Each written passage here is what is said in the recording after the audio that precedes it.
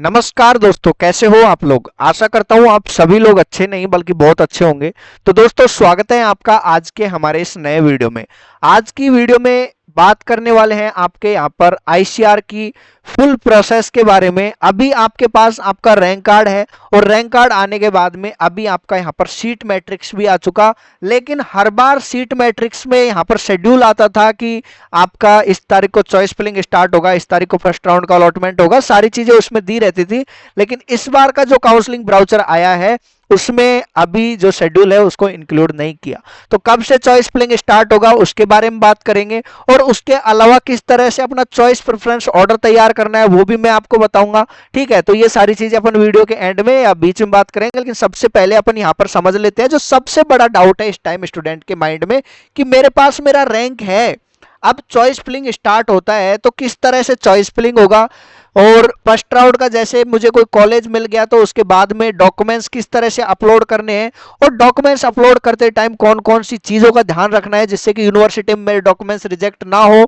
उसके अलावा मेरे जो डॉक्यूमेंट्स वेरीफाई होंगे उसके लिए क्या मेरे को ऑफलाइन जाना पड़ेगा कि ऑफलाइन ऑनलाइन ही हो जाएंगे, या उसके अलावा आपका 10,000 कब पे करना है, क्या डॉक्यूमेंट अपलोड करने से पहले पे करना है या उसके बाद में पे करना है।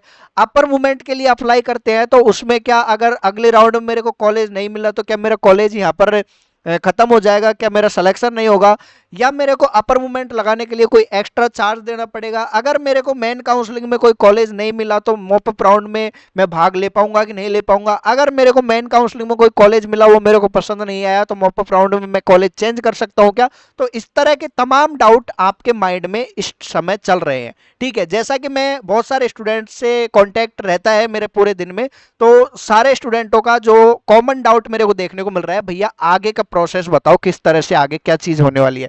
तो सारी चीजें डिटेल में बताने वाला हूं। अगर आप इस वीडियो को पूरा देख लेते हो तो पूरा एक बहुत अच्छा माइंड मैप आपके दिमाग में बन जाएगा और आपके आईसीआर में गलती की कोई गुंजाइश नहीं रहेगी। ठीक है, चॉइस फिलिंग में गलती की कोई गुंजाइश नहीं रहेगी। चलिए दोस्तों, वीडियो की शुरुआत करते हैं। सबसे पहले तो अगर आप चैनल पर पहली बार आए हो तो चैनल को सब्सक्राइब कर देना है और वीडियो को लाइक कर देना है। मैं आपका टाइम जरूर लूंगा लेकिन आपकी एक एक चीज यहां पर क्लियर कर दूंगा। ठीक है भाई, तो चाहे आप पेरेंट्स हो या स्टूडेंट हो, अगर आप इस वीडियो पे आए हो तो इस वीडियो से बहुत ज्यादा नॉलेज आप लेकर के जाने वाले हो। सबसे पहले अपन यहां पर बात करेंगे फुल प्रोसेस का।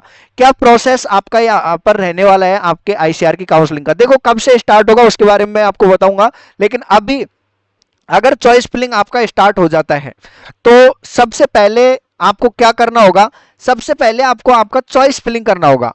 ठीक है, चॉइस फिलिंग क्या होता है भैया, इसमें कितने कोर्सों को डाल सकते हैं, कौन कौन से सब्जेक्ट हम डाल सकते हैं, कौन कौन से कोर्स हम यहाँ पे डाल सकते हैं, कितने चॉइस फिलिंग कर सकते हैं, कितने नंबर ऑफ कॉलेज डाल सकते हैं।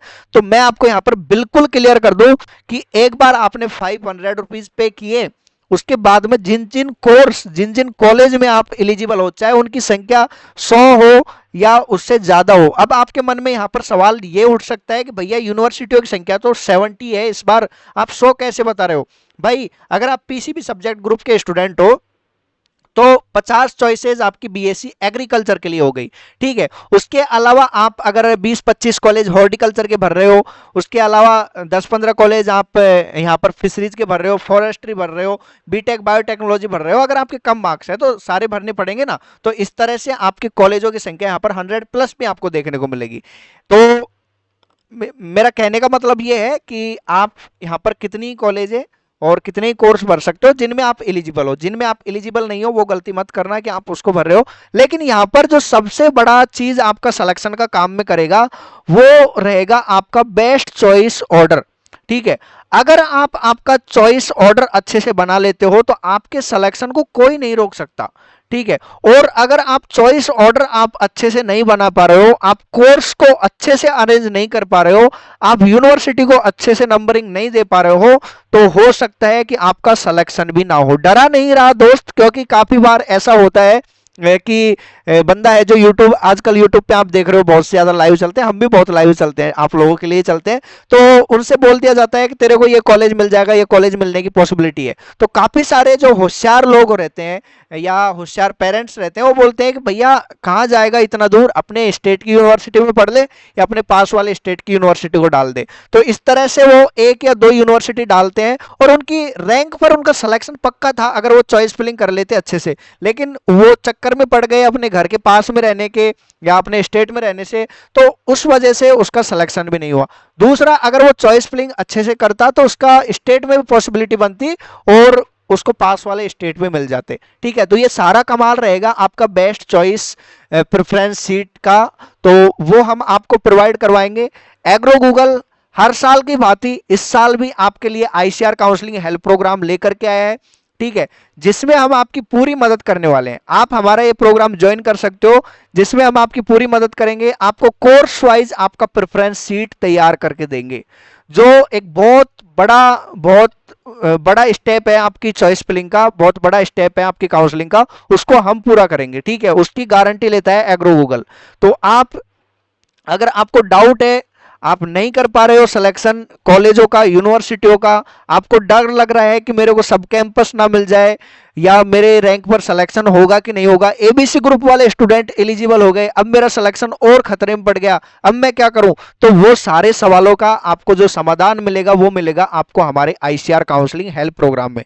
देखो, ज्यादा मैं बढ़ाई वगैरह करता नहीं, लेकिन जो हम करते हैं हर साल हर एक स्टूडेंट के लिए हम एक पर्सनल ऑर्डर तैयार करते हैं जिसमें आपसे कुछ चीजें पूछी जाती हैं। ये नहीं कि आप इकोनॉमिकली वीक हो और आप यहां पर डाल रहे हो पंजाब एग्रीकल्चर यूनिवर्सिटी को, ठीक है, और उसकी फीस है 1 लाख प्लस और आप उस फीस को पे नहीं कर पाओगे तो आप ऑटोमेटिकली वो कॉलेज छोड़ दोगे, आपके 1 साल यहां पर बर्बाद हो जाएगा। तो इस तरह से भी काफी सारे स्टूडेंट रहते हैं जो हर साल सफर करते हैं। ठीक है, तो जैसे ही आप ज्वाइन करते हो आपसे कुछ चीजें पूछी जाएंगी और पूछने के बाद में आपका इस तरह से चॉइस ऑर्डर तैयार करके आपको दे दिया जाएगा और उस चॉइस ऑर्डर को आप अपने हिसाब से, अपने जो चॉइस फिलिंग होगी उसमें आप यहां पर भर पाओगे। ठीक है, अब कोई बंदा ये नहीं कि ये मैंने आपको दिखा दिया इसको कॉपी कर ले, भाई हर एक बंदे के लिए यहां पर हमने अलग अलग प्रेफरेंस ऑर्डर तैयार किया है।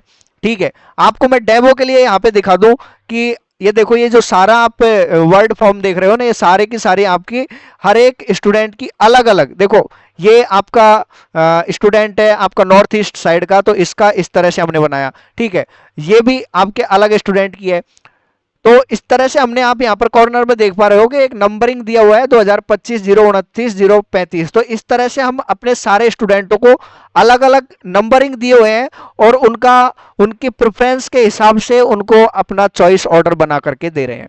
ठीक है, तो अगर आप भी चाहते हो देश की बेस्ट यूनिवर्सिटी में पढ़ना, आपकी रैंक पर बेस्ट यूनिवर्सिटी में जाना, ठीक है, तो उसके लिए आप हमारा ICR counselling help programme join कर सकते हो। सारी चीजें आपके सामने है। ठीक है, जो भी हम आपको चीजें प्रोवाइड करेंगे वो बहुत ऑथेंटिक है और मुझे नहीं लगता कि पूरे यूट्यूब पर कोई किसी स्टूडेंट के लिए कर रहा है। अगर आपने कहीं से पेड काउंसलिंग वगैरह ज्वाइन किया हुआ है तो आपको भी उनसे अपना पहले चॉइस प्रेफरेंस सीट मांगना चाहिए, क्योंकि काफी यहाँ पर फ्रॉड लोग ये बोलते हैं कि हम आपका ई मित्र का खर्चा बचा देंगे, हम आपका चॉइस फिलिंग भर के देंगे, और वो एक चॉइस ऑर्डर या आईसीआर का रैंकिंग उठा लिया, कुछ भी देख लिया और उसको भर के दे देते हैं और आपको पता भी नहीं चलता कि चॉइस फिलिंग मेरा किस तरह से किया है। तो सारी चीजें बिल्कुल क्लियरिटी के साथ हम आपको करके देंगे जिससे आपको भी कॉन्फिडेंस रहेगा और आप अपर मूवमेंट के लिए अप्लाई करोगे तो वो भी आपका वर्थेबल रहेगा। ठीक है, तो सारी चीजें मैं आपको हमारे आईसीआर काउंसलिंग हेल्प प्रोग्राम में करके दूंगा, तो आप ज्वाइन कर सकते हो अगर आप इंटरेस्टेड हो। ठीक है, आगे बात करें कि फर्स्ट राउंड का भैया अलॉटमेंट हो गया, अब काउंसलिंग प्रोसेस मैंने आपको बेस्ट प्रेफरेंस ऑर्डर तैयार करके दे दिया, अब हमारा फर्स्ट राउंड का अलॉटमेंट हो गया, आपने हमारा चॉइस फिलिंग बहुत अच्छा किया, बहुत अच्छा आपने हमें सीट प्रोवाइड किया, अब हमारे पहले राउंड का अलॉटमेंट हो गया। अब पहले राउंड का अलॉटमेंट होने के बाद में क्या होगा, जैसे ही आपका फर्स्ट राउंड का सीट आपको अलॉटमेंट हो जाता है, आपके ऑनलाइन डॉक्यूमेंट्स अपलोड करने का आपको पोर्टल पर ऑप्शन आ जाएगा। ठीक है। तो कैंडिडेट आपका ऑनलाइन डॉक्यूमेंट्स अपलोड करेगा और जैसे ही आप डॉक्यूमेंट्स अपलोड कर दोगे वो यूनिवर्सिटी आपको अलॉट हुई है उसके रजिस्ट्रार के पास वो ऑटोमेटिकली चले जाएंगे। अब यहाँ पर दूसरा सवाल ये आता है, भैया डॉक्यूमेंट्स आप हमें कहाँ पर अपलोड करने हैं, आईसीआर की साइट पर करने हैं या जो यूनिवर्सिटी हमें अलॉट हुआ है उसकी साइट पर करने हैं? तो भाई जो यूनिवर्सिटी आपको अलॉट हुआ है उसकी साइट से आपको कोई मतलब नहीं है अभी तक। अभी आप आईसीआर की काउंसलिंग से वहां पे जा रहे हो तो आईसीआर की वेबसाइट पे ही आपको ऑप्शन मिलेगा डॉक्यूमेंट्स अपलोड करने का। और जैसा इन्होंने अभी जो ब्राउचर दिया है उसमें कहा है कि आपका जेपीजी फॉर्मेट में ही आपका डॉक्यूमेंट्स मान्य होगा, आपका पीडीएफ वगैरह में आपका यहाँ पर डॉक्यूमेंट्स एक्सेप्ट नहीं किया जाएगा। अच्छा भैया डॉक्यूमेंट्स हम यहाँ पर अपलोड कर दिए, डॉक्यूमेंट्स अपलोड करने के बाद में क्या होगा, डॉक्यूमेंट्स अपलोड करने के बाद में आपके जो यूनिवर्सिटी है वो आपका डॉक्यूमेंट वेरीफाई करेगी। जैसे ही अच्छा डॉक्यूमेंट्स वेरीफाई करेगी तो क्या हमें मेल भेजेगी, क्या हमें मैसेज भेजेगी, मेल पे कोई ईमेल करेगी, कैसे पता चलेगा हमारा डॉक्यूमेंट्स वेरीफाई हो गया? तो उसके लिए आपको आपकी जो लॉगिन आईडी है उसको बार बार खोल करके देखना पड़ेगा, वहां पर आपका वेरीफाइड लिखा आ जाएगा, वेरीफाइड। ठीक है, तो वेरीफाइड लिखा आ जाएगा, वेरीफाइड लिखा आने के बाद में आपके पास वहां पर 10,000 रुपीज पे करने का ऑप्शन आ जाएगा। अच्छा हमारे डॉक्यूमेंट्स अगर रिजेक्ट हो जाते हैं पहली बार में तो उसके बाद में क्या सीन रहता है? तो अगर आपके डॉक्यूमेंट्स यहाँ पर रिजेक्ट हो जाते हैं तो यूनिवर्सिटी आपको मेल करेगी, ठीक है, मेल करेगी कि आपके इस डॉक्यूमेंट्स में ये गलती की है, कृपया करके आप इस डॉक्यूमेंट्स को दोबारा से डालें। अब देखो यहाँ पर गलती क्या होती है, जो आपकी गलती है सब्जेक्ट कॉम्बिनेशन वाली वो तो अलग है, उसके अलावा भी जो डॉक्यूमेंट्स यहाँ पर रिजेक्ट होते हैं वो क्लियरिटी की वजह से डॉक्यूमेंट्स रिजेक्ट होते हैं। क्योंकि काफी सारे स्टूडेंट रहते हैं जो फोन से फोटो खींचा, अच्छा नहीं था लेकिन फिर भी उसको अपलोड कर दिया, देख लेंगे होगा जो देखा जाएगा। लेकिन अगर आप इस तरह से डॉक्यूमेंट्स अपलोड करोगे तो यूनिवर्सिटी आपके डॉक्यूमेंट्स है जो रिजेक्ट कर देगी, और रिजेक्ट करने के बाद में दोबारा से भी अगर आपने उसी तरह से डॉक्यूमेंट्स को आपने वो किया और आप मतलब आपने दोबारा से जब रीसबमिट किए ना डॉक्यूमेंट, तो आपके डॉक्यूमेंट वेरीफाई होने चाहिए, रिजेक्ट नहीं होने चाहिए। अगर रिजेक्ट हुआ तो आप पूरी आईसीआर की काउंसलिंग से बाहर हो, आप आगे जाकर के मॉपअप राउंड के लिए भी एलिजिबल नहीं हो। ये एक मॉपअप राउंड की एलिजिबिलिटी का रूल है, आगे बताऊंगा मैं आपको मॉपअप राउंड के बारे में, लेकिन अभी ये छोटी सी जानकारी आप यहाँ पर ऐड कर लो। ठीक है, तो इस तरह से आपका यहाँ पर डॉक्यूमेंट वेरीफाई हो जाता है। डॉक्यूमेंट वेरीफाई होने के बाद में आपको आपका 10,000 रुपीज पे करने का ऑप्शन आपको मिल जाएगा। ठीक है, तो जैसे ही आप आपका 10,000 रुपीज पे कर देते हो आपके लिए एक प्रोविजनल एडमिशन लेटर आपको यहाँ पर मिल जाएगा। ठीक है, तो प्रोविजनल एडमिशन लेटर तब मिलेगा जब आपको कोई कॉलेज मिला है उसकी सीट को आप यहाँ पर फ्रीज कर देते हो। अच्छा भैया सीट फ्रीज कैसे होगा, इसका क्या प्रोसेस रहेगा, तो ये भी सुन लो। क्या होगा कि आपको वहां पर ऑप्शन मिलेगा आपके पोर्टल में कि आप इस सीट को एक्सेप्ट करना चाहते हो, आप सीट को कैंसिल करना चाहते हो या अपर मूवमेंट के लिए जाना चाहते हो। अपर मूवमेंट का पिछले साल कोई ऑप्शन नहीं था, ऑटोमेटिक का सिस्टम था कि अगर आप 10,000 रुपीज पे करने के बाद में वैसे ही छोड़ देते हो तो अगले राउंड के लिए आप अपर मूवमेंट के लिए कंसिडर किए जाओगे। ठीक है, तो ये सीन था। तो यहां पर क्या होता है कि अगर आपको सीट को फ्रीज करना है तो जैसे ही आप अपने पोर्टल पर फ्रीज के ऑप्शन पर क्लिक करते हो आपके एक ओटीपी आपके मोबाइल नंबर पर और आपके ईमेल पर जाता है। उस ओटीपी को आपको वहां पर डालना होता है और जैसे ही आप ओटीपी डाल देते हो आपकी सीट है जो फ्रीज हो जाती है, मतलब बुक हो जाती है। अब आप यहाँ पर अपनी कॉलेज को चेंज नहीं कर सकते और आपने जो कॉलेज को एक्सेप्ट किया है उसी में आपको फिजिकल रिपोर्टिंग के लिए जाना है। अच्छा भैया फिजिकल रिपोर्टिंग के लिए कब जाना है, कैसे बुलाएंगे, वो अभी अपन आगे बात करेंगे। ठीक है, तो ये सारा आपका यहाँ पर सीन रहने वाला है। ठीक है, तो ये हो गए अपना पहले राउंड का कंप्लीट प्रोसेस। अब अगर पहले राउंड में मेरे को कोई कॉलेज नहीं मिला और मेरे को दूसरे राउंड में कॉलेज मिला तो क्या होगा, और मैंने पहले राउंड में अपर मूवमेंट के लिए अप्लाई किया था और अब दूसरे राउंड का अलॉटमेंट हुआ है, तो या तो मेरा सीट चेंज हो गया या तो आपका सीट चेंज हो जाएगा या आपका सीट वो ही रहेगा। और काफी सारे स्टूडेंटों का यहाँ पर ये भी सवाल आता है कि अगर मेरे को अपर मूवमेंट में दूसरा कॉलेज नहीं मिला तो क्या मेरे को फर्स्ट राउंड में जो कॉलेज मिला वो कॉलेज क्या मेरा रहेगा कि वो खत्म हो जाएगा। तो ये बिल्कुल मैं आपको पहले तो ये बता दूं कि अगर आपको सेकंड राउंड में पहली बार अलॉटमेंट हुआ है तो जो मैंने फर्स्ट राउंड में चीजें बताई है ना वो सारी चीजें फॉलो होंगी। आप पहले डॉक्यूमेंट्स अपलोड करोगे, डॉक्यूमेंट्स अपलोड करने के बाद में यूनिवर्सिटी आपके डॉक्यूमेंट्स है जो वेरीफाई करेगी, और अगर रिजेक्ट करती है तो आपको मेल भेजेगी और दोबारा से आपको डॉक्यूमेंट्स अपलोड करने होंगे। जैसे ही आपका डॉक्यूमेंट्स वेरीफाई हो जाते हैं आपको 10,000 रुपीज पे करने हैं, और उसके बाद में आगे की प्रोसेस या तो आप फ्रीज कर सकते हो या अपर मूवमेंट के लिए अप्लाई कर सकते हो, ठीक है, या आप आपका सीट भी कैंसिल कर सकते हो। आपने 10,000 रुपीज पे कर दिए और उसके बाद में आपके घर वाले बोल रहे हैं नहीं हम तो नहीं जाने देंगे आईसीआर में, तो आप अपना रिफंड के लिए भी डाल सकते हो, जिसमें आपके 1,000 रुपए कट के 9,000 रुपए आपको वापस रिफंड कर दिए जाएंगे जिस खाते से आपने पैसे कटवाए। तो एक चीज यहां पर नोट करने की ये भी है कि जब 10,000 रुपीज आप पे करते हो और कोई ऐसी कंडीशन बन रही है कि आपने ऑप्शन के रूप में धर रखा है आईसीआर को कि मैं तो जाऊंगा कि नीट की तैयारी करूंगा या जेई की तैयारी करूंगा, मेरा भी कंफर्म नहीं है, तो उस कंडीशन में आपको आपके खुद के अकाउंट से ही पैसे कटवाने हैं, कोई मित्र वाले के अकाउंट से पैसे नहीं कटवाने, क्योंकि वो आपके पैसे है जो रिफंड होते हैं, ठीक है। तो उसकी भी प्रोसेस रहेगी कि कब आप उसके लिए अप्लाई करोगे तो आपको रिफंड होगा, वो भी अपन आगे इस वीडियो में जानने वाले हैं।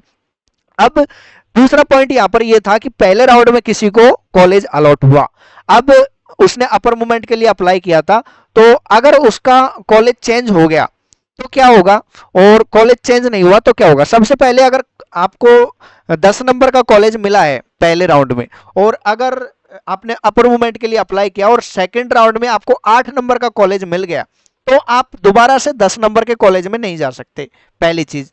दूसरा, ये किस तरह से कॉलेज मिला, क्या मेरा नीचे से देखा गया चॉइस प्रेफरेंस ऑर्डर, क्या ऊपर से देखा गया, तो हर बार जैसे आप अपर मूवमेंट के लिए अप्लाई करते हो जो कॉलेज आपको मिला है उसके नीचे की कॉलेज तो आपकी खत्म हो जाती है, ठीक है, और उसके ऊपर जो कॉलेज बचती है वो आपकी ऑटोमेटिकली अगले राउंड के लिए कंसिडर कर ली जाती है, ठीक है। तो दोबारा से आपको चॉइस फिलिंग करने की जरूरत नहीं पड़ती, वो आपकी ऑटोमेटिकली चॉइस फिलिंग हो जाती है, और आईसीआर जब सीट अलॉट करता है सेकंड राउंड में तो वो दोबारा से आपकी प्रेफरेंस देखता है कि आपने जो प्रेफरेंस दिया है उसमें कोई सीटें आपके लिए है कि नहीं, नहीं है तो जो आपकी जो सीट है वो तो आपकी है ही, अगर चेंज होता है तो आप यहां पर दोबारा नहीं आ सकते, ठीक है। तो ये सीन रहता है। अच्छा, सेकंड राउंड में फिर अगर कॉलेज चेंज हो गया तो क्या हमें दोबारा से डॉक्यूमेंट्स अपलोड करने पड़ेंगे दूसरी यूनिवर्सिटी के लिए, तो बिल्कुल नहीं। आपका एक बार डॉक्यूमेंट्स वेरीफाई हुआ उसके बाद में चाहे आपका सेकंड राउंड में कोई और कॉलेज मिले, थर्ड राउंड में कोई और कॉलेज मिले, और फोर्थ राउंड में फाइनली आपको कोई और कॉलेज मिले, तब भी आपको डॉक्यूमेंट्स दोबारा अपलोड करने की जरूरत नहीं है। एक बार किसी यूनिवर्सिटी ने आपके डॉक्यूमेंट्स क्लियर कर दिए तो क्लियर है मामला, ठीक है, फिर तो आपको फिजिकल रिपोर्टिंग के लिए जाना है। तो अच्छा भैया, अब हमें सेकंड राउंड तक कुछ नहीं मिला, अब अगर थर्ड राउंड में मिला तो थर्ड राउंड में क्या होगा, तो जो अभी मैंने चीजें बताई है ना सेम आपकी थर्ड राउंड में होगी, और फोर्थ राउंड में और थर्ड राउंड में बस इतना अंतर रहेगा कि थर्ड राउंड तक आप अपना यहां पर अपर मूवमेंट के लिए अप्लाई कर पाओगे, लेकिन फोर्थ राउंड में जो आपको कॉलेज मिलेगा आपका वो कॉलेज ऑटोमेटिकली फ्रीज हो जाएगा, ठीक है। तो ये आपका यहां पर काउंसलिंग प्रोसेस रहने वाला है मेन काउंसलिंग के लिए, ठीक है। अब मॉपअप काउंसलिंग के लिए अपन बात करेंगे कि मॉपअप काउंसलिंग में क्या होता है, कौन कौन से स्टूडेंट एलिजिबल रहते हैं, क्या किसी को कॉलेज पसंद नहीं आ रहा मेन काउंसलिंग में जिसको कॉलेज मिला, क्या वो भी मॉपअप राउंड में पार्टिसिपेट कर सकता है क्या, और किस तरह से पार्टिसिपेट करना है वो सारी चीजें मैं बताऊंगा। मॉपअप राउंड में क्या ऑफलाइन हमें जाना पड़ेगा या ऑनलाइन ही हमारा हो जाएगा, ये भी एक बहुत बड़ा डाउट है, वो सारी चीजें अपन आगे क्लियर करेंगे, ठीक है। अब अगर कोई बंदा मॉपअप राउंड तक इस वीडियो को देखना चाहता है तो डेफिनेटली उसके यहाँ पर ज्यादा अच्छा स्कोर उसका नहीं है, ठीक है। तो मैं आपको यहाँ पर सजेस्ट करूंगा रॉयल इंस्टीट्यूट उदयपुर। अगर आपका कम स्कोर है तो आपको आईसीआर की काउंसलिंग में तो पार्टिसिपेट करना है, लेकिन साथ में आपको आपकी पढ़ाई को जारी रखना है दोस्त, ठीक है। अगर आप अपनी पढ़ाई को जारी नहीं रख रहे हो और आप सोच रहे हो कि अगर मेरा नहीं हुआ तो देखेंगे दोबारा तैयारी करने का, तो ये टाइम बहुत गोल्डन टाइम है, इस टाइम ये आपका निकल जाएगा, आपको पता भी नहीं चलेगा। इसलिए मैं बोल रहा हूं काउंसलिंग में पार्टिसिपेट करना है, लेकिन साथ में आप ऑनलाइन रॉयल इंस्टीट्यूट से ज्वाइन कर लो, और जब अगर आपके साथ में ऐसी घटना हो जाती है तो ऑफलाइन भी आप जा सकते हो, ठीक है। और कोई जो नए लोग हैं आईसीआर के लिए प्रिपेयर करना चाहते हैं तो उनको आप रॉयल इंस्टीट्यूट जरूर सजेस्ट करें, क्योंकि ये यार रिजल्ट के लिए जाना जाता है।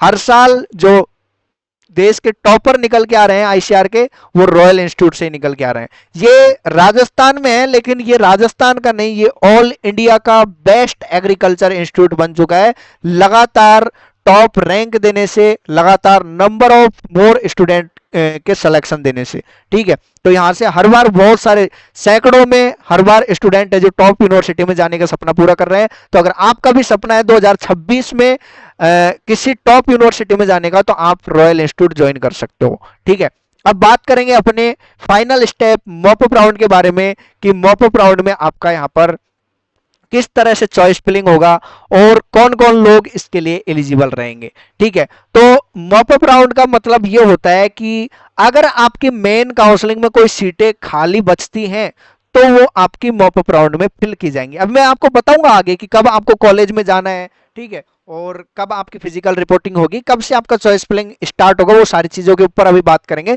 लेकिन अभी मॉपअप राउंड के बारे में बता दूं मैं। देखो, आपका समय मैं ले रहा हूं, लेकिन आप मेरे को बताना जो मैंने इतना आपका समय लिया उसमें आपको लगा क्या कि मैंने जो आपका डाउट था वो सारा क्लियर कर दिया। फिर भी आपका कोई डाउट रह जाता है तो कमेंट में कमेंट कर देना, मैं आपका रिप्लाई जरूर दूंगा। ठीक है, मॉपअप राउंड के बारे में सुन लो। देखो, जैसा आपका 4 राउंड कंप्लीट होता है, 4 राउंड कंप्लीट होने के बाद में 4 राउंड तक एक चीज मैंने आपको यहां पर नहीं बताया कि अगर आप आपका यहां पर सीट कैंसिल करना चाहते हो, आप जैसे आपके साथ में ऐसी कंडीशन बन रही है, नहीं मैं तो आईसीआर में नहीं, मैं तो फुल टाइम नीट की प्रिपरेशन करूंगा, लेकिन मैंने पहले राउंड में 10,000 पे कर दिया, सीट फ्रीज कर दिया, अब मेरे को मेरा पैसा वापस चाहिए।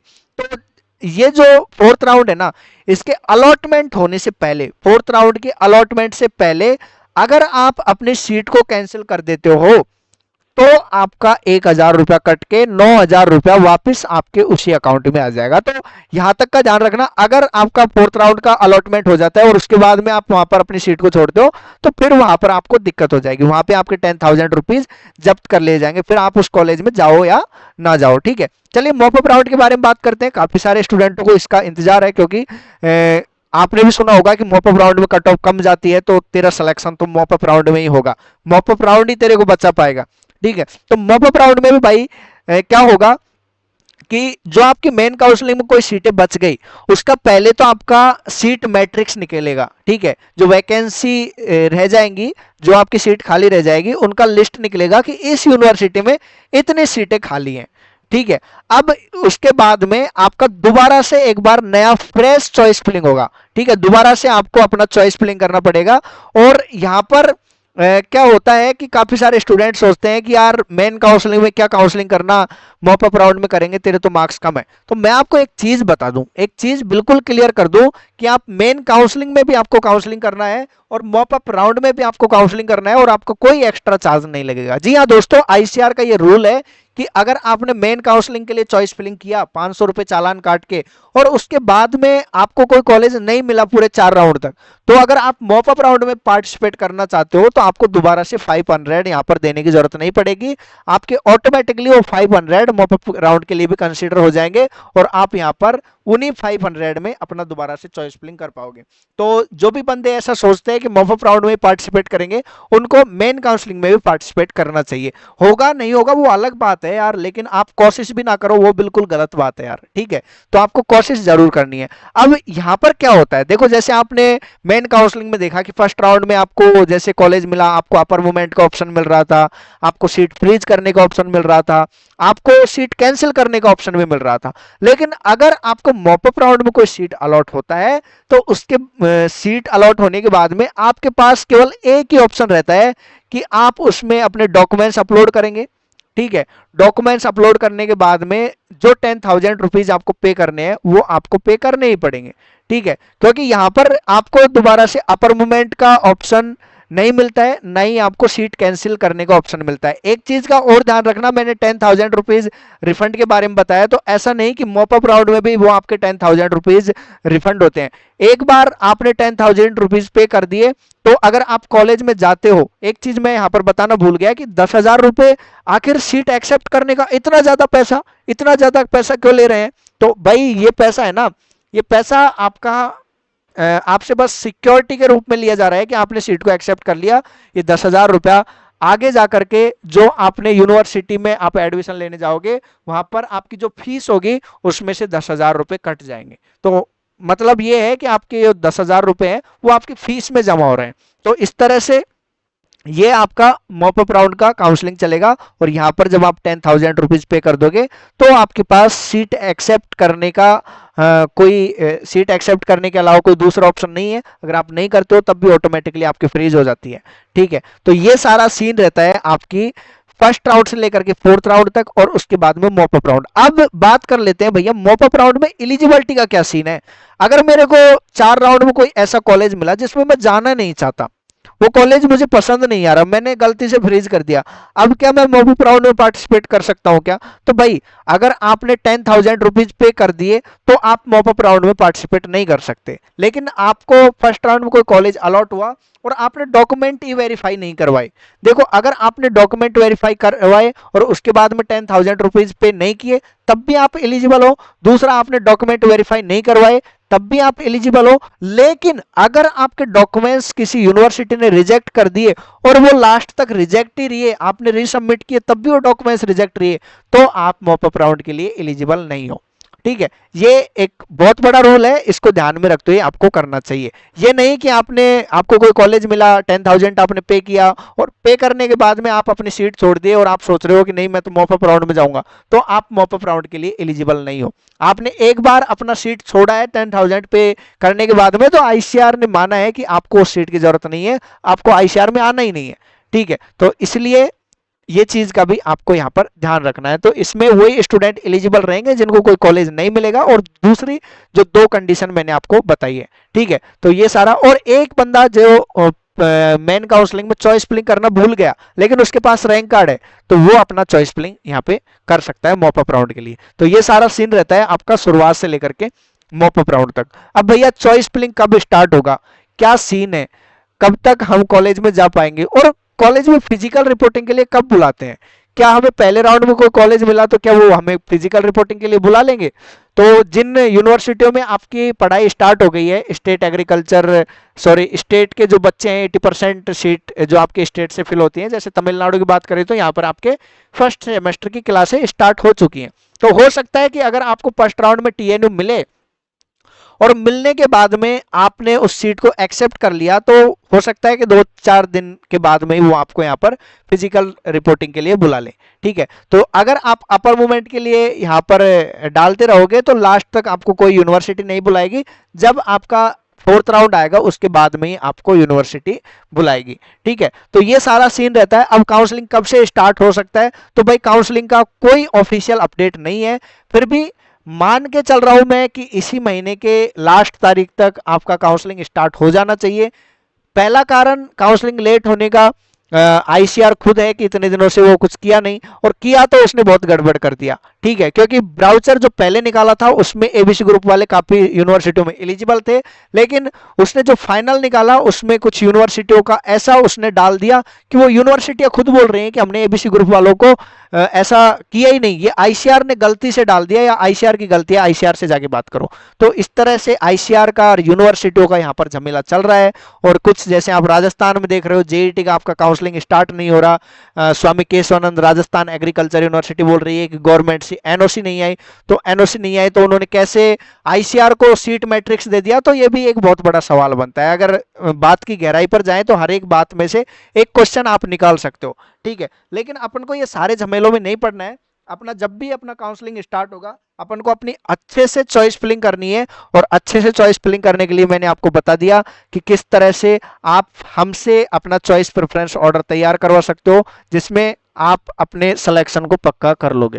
ठीक है, तो ये सारी चीजें आपको हमारे ये आईसीआर काउंसलिंग हेल्प प्रोग्राम में मिलेगी। अब क्या पॉसिबिलिटी है, कब तक आपको कॉलेज में रिपोर्टिंग के लिए बुलाएंगे, तो मान के चलो कि अगर आपके फर्स्ट राउंड में का अलॉटमेंट यहाँ पर अक्टूबर 10 तक होता है, तो 20 अक्टूबर तक हो सकता है कि आपको फर्स्ट राउंड में जिन्होंने फ्रीज करोगे, तो देखो अलग अलग यूनिवर्सिटी का अलग अलग सीन रहता है। कुछ यूनिवर्सिटियां राउंड वाइज बुला देती हैं, कुछ यूनिवर्सिटियां आपका पूरी काउंसलिंग कंप्लीट होने के बाद में बुलाती है। पूरी काउंसलिंग का मतलब मॉपअप राउंड भी कंप्लीट होने के बाद में बुलाती है। वो सोचती है कि आईसीआर वालों को सबको एक साथ ही जितने भी बंदे इस यूनिवर्सिटी के लिए आएंगे उनका रैंक को देख करके हम उनको मेन कैंपस और सब कैंपस अलॉट करेंगे। मेन कैंपस सब कैंपस का क्या स्ट्रेटेजी रहता है और क्या फर्स्ट राउंड में भी मेन कैंपस मिल जाता है या फर्स्ट राउंड में सब कैंपस में मिलता है? तो एक चीज मैं आपको यहाँ पर बिल्कुल क्लियर कर दूं कि कोई श्योरिटी नहीं है कि फर्स्ट राउंड में आपको यहाँ पर मेन कैंपस ही मिले, अगर आप चॉइस फिलिंग अच्छे से नहीं कर रहे हो, ठीक है। क्योंकि आप देखोगे जो सीटें हैं, अगर टीएनयू की अपन सीट देखें 144 सीट है, तो 144 सीट में पहले राउंड का जो अलॉटमेंट होगा वो क्या मेन कैंपस की जो सीटें हैं उनके लिए थोड़ी अलॉटमेंट होगा, उसमें सारी की सारी जो सीटें हैं उनके लिए अलॉटमेंट होगा। तो इसका मतलब ये है कि फर्स्ट राउंड में भी आपके सब कैंपस मिलते हैं, मेन कैंपस में मिलते हैं, लेकिन उसके पीछे की स्ट्रेटेजी आपको जानना बहुत जरूरी है मेन कैंपस लेने के लिए। तो वो सारी स्ट्रेटेजी हम अपने आईसीआर काउंसलिंग हेल्प प्रोग्राम में आपके साथ में शेयर करेंगे, ठीक है। अगर आपने कहीं से ज्वाइन किया हुआ है तो उनसे आप सवाल करो कि कैसे आप हमारे लिए, आपने अभी चॉइस ऑर्डर तैयार नहीं किया। काफी सारे स्टूडेंट है जो मेरे को मैसेज करते रहते हैं कि भैया आप चॉइस ऑर्डर की बात करते हो, लेकिन हमारे वाले तो बोलते हैं कि भर के दे देंगे तेरे को घर बैठे, तेरे को आम खाने गुठली गिलनी। लेकिन मैं आपको बताऊंगा, अगर आप आम खा रहे हो तो आपको यहाँ पर गुठली भी गिननी पड़ेगी, तभी आपको पता चलेगा कि आपका जो आगे का 4 साल का भविष्य है वो किस ओर जा रहा है। क्योंकि ये जो आपकी कॉलेज लाइफ है ना, ये जो आपकी चॉइस फिलिंग है, ये आपकी पूरी कॉलेज लाइफ डिसाइड करेगी, और जो आपकी कॉलेज लाइफ है वो आपकी पूरी लाइफ को डिसाइड करेगी। तो इस पॉइंट को बहुत सीरियस लेना। चॉइस ऑर्डर आपको अच्छे से बनाना है। अगर आपको समझ में नहीं आ रहा है किस तरह से हमें चॉइस ऑर्डर बनाना है, हमने कोई पेड काउंसलिंग ज्वाइन नहीं किया, तो आपके घर परिवार में कोई ऐसा बंदा हो जिसको नॉलेज है, आप उससे भी मदद ले सकते हो। कहने का मतलब ये है कि आपको इस पॉइंट को, इस स्टेप को हल्के में नहीं लेना है, और इसको बहुत अच्छे से अगर आप सीरियस लोगे तो आप डेफिनेटली एक अच्छी यूनिवर्सिटी, अच्छी कॉलेज में पहुंच जाओगे। मेरी बेस्ट विशेष आपके साथ हमेशा है। अगर आपको लगे कि मैं आपकी कुछ मदद कर सकता हूं तो मेरे से आप कांटेक्ट कर सकते हो, दिए हुए नंबर पर आप संपर्क कर सकते हो, ठीक है। तो आशा करता हूं ये वीडियो देखने के बाद में आपके आईसीआर की काउंसलिंग प्रोसेस से रिलेटेड कोई भी डाउट नहीं रहा होगा। अगर कोई डाउट रह जाता है तो आप यहां पर कमेंट बॉक्स में कमेंट कर देना, ठीक है, तो मैं आपका वहां पर रिप्लाई दे दूंगा, या कोई कॉमन कमेंट आया तो उसके ऊपर अपन अगली वीडियो में बात करेंगे, एक अलग वीडियो बना करके मैं आपको समझा दूंगा। तो धन्यवाद दोस्तों, आपने पूरा वीडियो देखा, आपका हृदय की गहराई से प्रेम पूर्वक बहुत बहुत धन्यवाद। Thanks for watching.